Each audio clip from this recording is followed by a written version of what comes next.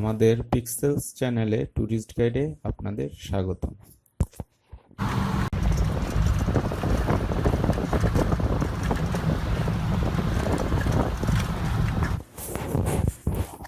থানচি বান্দরবান জেলার বৃহত্তম উপজেলা। সাঙ্গু নদী এবং ত্রিমাত্রি খাল উপজেলা দিয়ে প্রবাহিত হয়েছে। থানচিতে অনেকগুলি পর্যটন কেন্দ্র রয়েছে, যেমন সাকা হাফং, তলাংময়, নাফাখুম ফলস, আমিয়াখুম ফলস, বোরো পাঠোয়া, ছোটো পাথর, বাকলাই ফলস ইত্যাদি।